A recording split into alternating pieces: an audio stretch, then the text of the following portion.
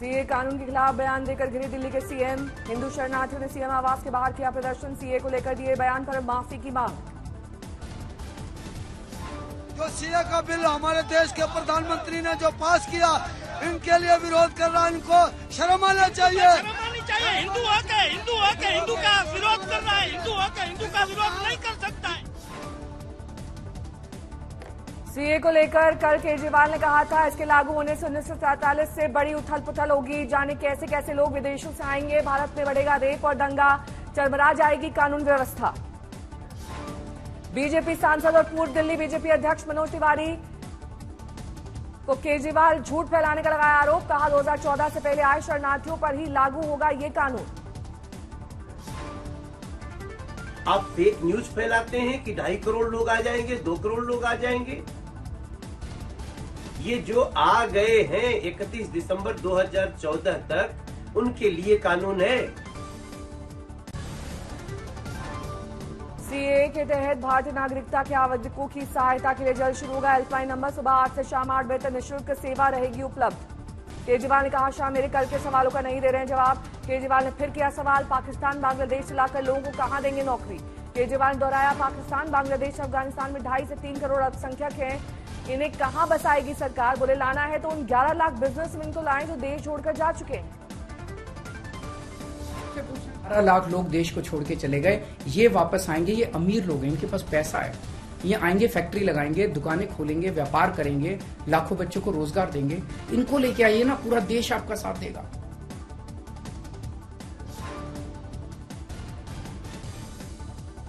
अमित शाह पर किया पलटवार। कहा, बीजेपी सरकार में देश में आए रोहिंग्या, भारत में 2014 के बाद रोहिंग्या की एंट्री हुई है। चुनाव आयुक्तों के खाली पद भरने को लेकर पीएम आवास में बैठक। पीएम मोदी की अध्यक्षता में नए आयुक्तों के नाम पर लगेगी मोहर। जम्मू में मुख्य चुनाव आयुक्त राजीव कुमार की प्रेस कॉन्फ्रेंस। कहा, जम्मू कश्मीर में हम लोकसभा चुनाव के लिए तैयार हैं, लोगों से मतदान में हिस्सा लेने की अपील। 24 के लिए, असेंबली इलेक्शंस के लिए, पार्लियामेंट्री इलेक्शंस के लिए देश में जहां जहां बुक हैं, 24 में काफी सारे हैं, उन सब के लिए हम तैयार हैं।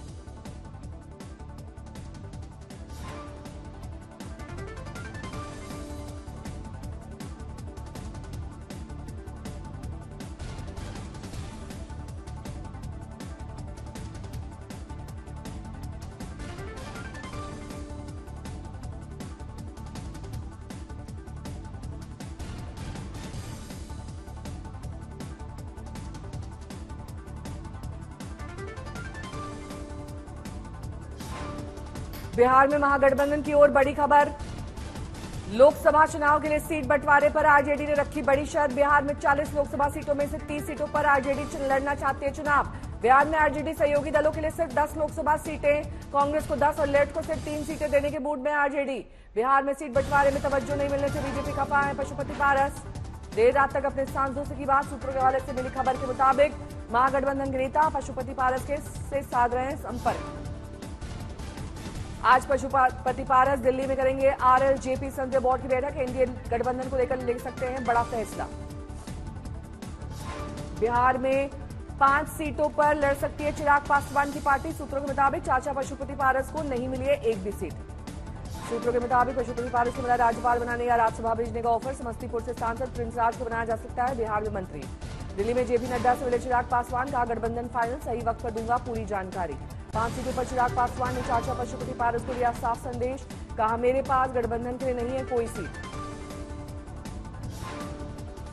इतना मैं कह दूं कि मेरे पास किसी का कोटा नहीं। मेरी जो सीटें हैं वो सिर्फ मेरी हैं। बीजेपी नेता विजय सिन्हा ने चाचा पशुपति पारस और भतीजे चिराग की दावत पर दिया बयान। बोले, चाचा भतीजे के बीच जो कुछ भी हो, लेकिन इतना स्पष्ट है दोनों एनडीए के साथ हैं। कि चचा भतीजा का जो भी मामला है, लेकिन दोनों भाजपा के साथ चलना चाहते हैं और भाजपा के साथ रहेंगे।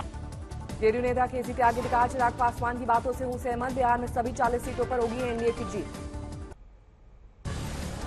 चिराग पासवान की बात से भी और विश्लेषण से भी सहमत हैं कि बिहार में एनडीए गठबंधन 40 की 40 सीट जीतने में कामयाब है। सीट बंटवारे पर केंद्रीय मंत्री गिरिराज सिंह का बयान। बिहार की चिंता करने की जरूरत नहीं है, जब हो जाएगा सबको बता दिया जाएगा। बिहार में सीट शेयरिंग लेकर के कोई किसी को चिंता करने की जरूरत नहीं है। जब हम लोग कर लेंगे तो आप ही को सर्वप्रथम जानकारी देंगे। बिहार विधान परिषद की 11 सीटों पर हो रहे चुनाव पर आज सभी 11 उम्मीदवार निर्विरोध निर्वाचित होंगे। नाम वापसी की समय सीमा आज होगी खत्म।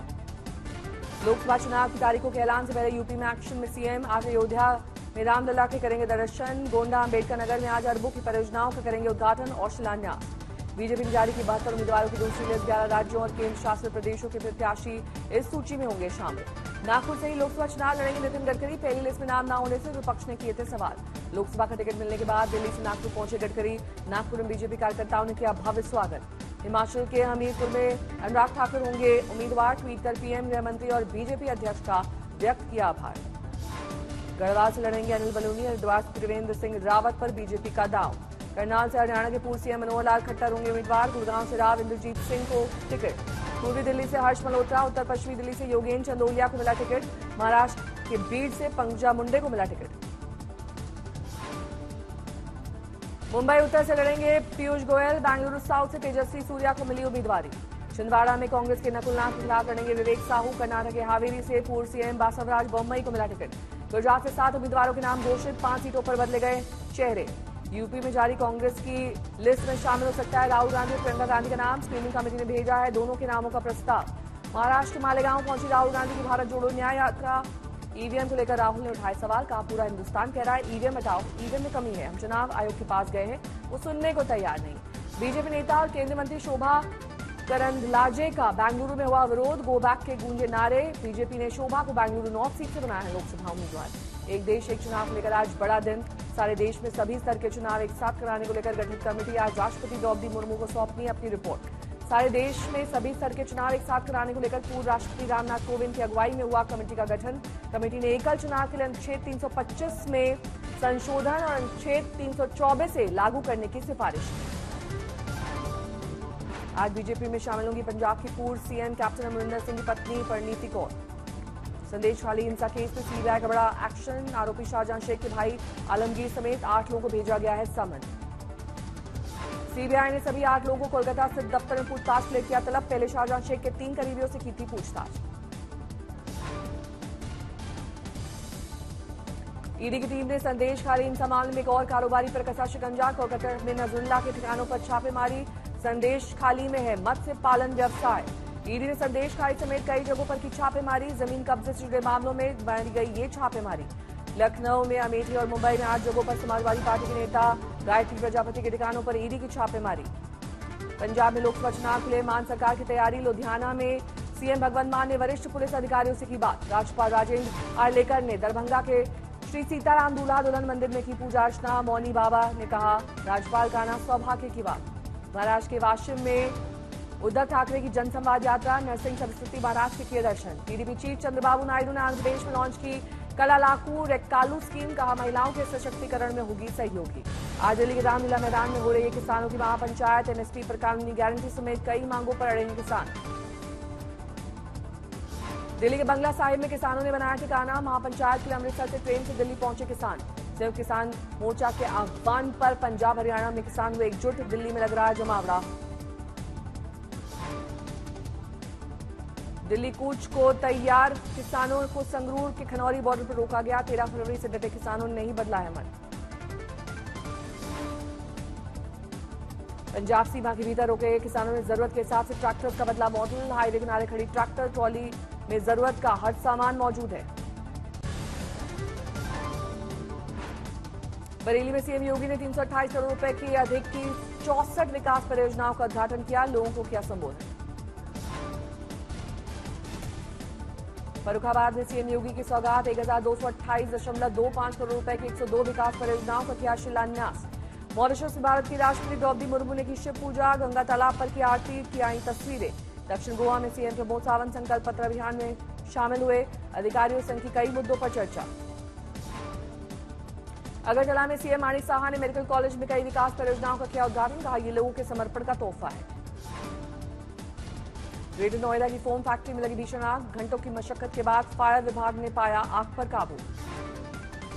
आग से आसमान में छाया काला धुआं। गांव की नालियों में भी दिखी राख।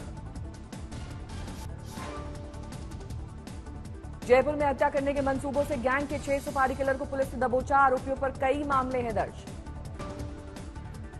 बरेली में दंगे के मास्टरमाइंड मौलाना तौकीर के खिलाफ दोबारा गैर जमानती वारंट जारी, गिरफ्तारी करने के लिए दिल्ली भेजी गई है पुलिस टीम। कानपुर में CGST धोखाधड़ी में कथित तौर पर शामिल होने के आरोप में सीबीआई ने 2 अधिकारियों को गिरफ्तार किया, मामले की जांच जारी। दिल्ली के शाहजहां इलाके में घर में लगी भीषण आग की चपेट में आने से 4 की मौत। अलीगढ़ में नाबालिग का शव खूंटी से लटका मिला, परिजनों ने रेप के बाद हत्या की जताई आशंका।